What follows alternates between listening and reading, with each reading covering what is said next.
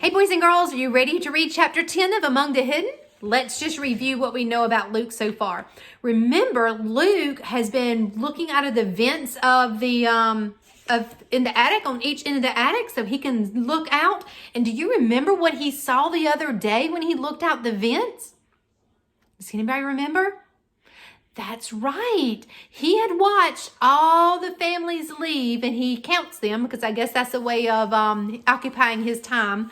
He counted to make sure that everybody had left. And what did he see looking through another window of the sports family's house? He saw another face. That's right. And remember, he watched two of the sports family's kids leave the house to go to school, and yet there was another one left in the house that he saw them peeking out the window. So let's read chapter 10 and find out what happens next. When Luke went down to supper, he saw that Mother had set his 2 loaves of bread out on the china plate she used for holidays and special occasions. Remember, Luke had snuck down from the attic and he cleaned the kitchen and made bread, but then his dad came in and got angry about it. So now Mom's fixing to serve that bread to the family for supper. She was showing off the bread the way she used to tape up the crooked drawings Matthew and Mark brought home from school when they were little.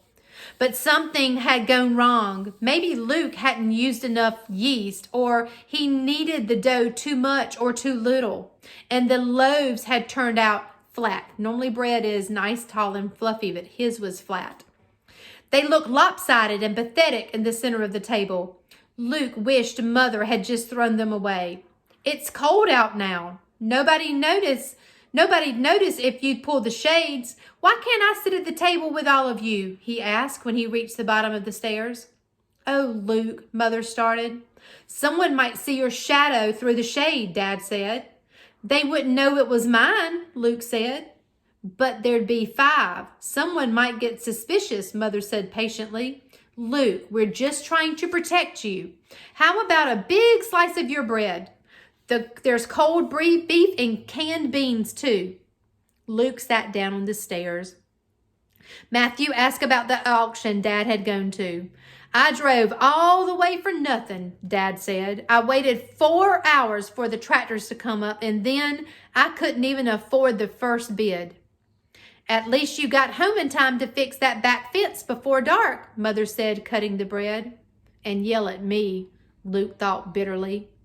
What was wrong with him? Nothing had changed, except he'd maybe seen a face that maybe belonged to someone like him. Matthew and Mark suddenly noticed the bread Mother was doling out. What's wrong with that? Mark asked. I'm sure it will taste fine, Mother said. It's Luke's first try. Luke muttered, and my last, too softly for anyone to hear. There were advantages to sitting on the other side of the room from everyone else. Luke made bread, Mark said. Yuck! Yeah, and I put some special poison on one of the loaves that only affects 14-year-olds, Luke said. And if you're nice to me, I'll tell you which loaf is safe. That shut Mark up, but earned Luke a frown from Mother. Luke felt strange about the joke anyway. Of course, he'd never poison anyone, but if something happened to Matthew or Mark, would Luke have to hide anymore? Would he become the public second son, free to go to town and to school and anywhere else that Matthew and Mark went? Could his parents find some way to explain a new child already 12 years old? It wasn't something Luke could ask. He felt guilty just for thinking about it. Mark was making some big ceremony out of bringing the bread to his mouth. I'm not scared of you, he taunted and took a big bite. He swallowed with great difficulty and pretended to gag. Water, water, quick! He gulped down half his glass and glared at Luke. Tastes like poison, all right.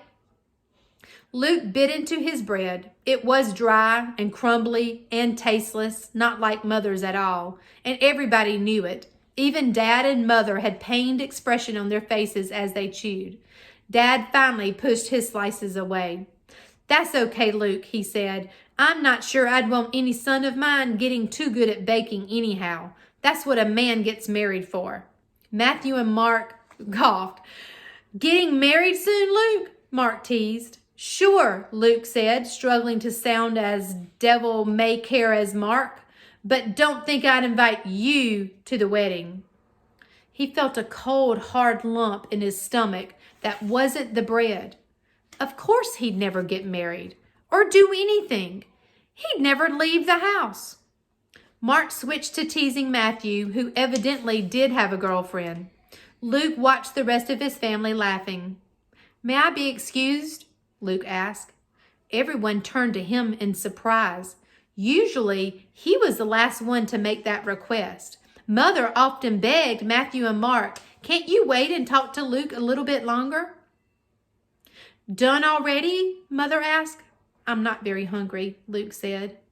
Mother gave him a worried look, but nodded anyway. Luke went to his room and climbed onto the stool by the back vents. In the dark, it was easier than ever to see into houses of the new neighborhood. Their windows were lit up against the night. Some families were eating like his. He could see one set of 4 people around the dining room table and one set of 3. Some families had their curtains or shades drawn, but sometimes the material was thin and he could still see shadows of the people inside. Only the Sports family had all their windows totally blocked, covered by heavy blinds that you couldn't see through. I wonder why the Sports family have their blinds covered. What would you be doing if you were Luke? Would you be feeling like he is? Like he's kind of left out from the family, not allowed to sit around the table and really not really a part of the family conversation anymore? What would you be thinking about doing? Would you be thinking about the Sports family and what you might have seen peering through their window? You'll have to tune in tomorrow to find out what Luke does next.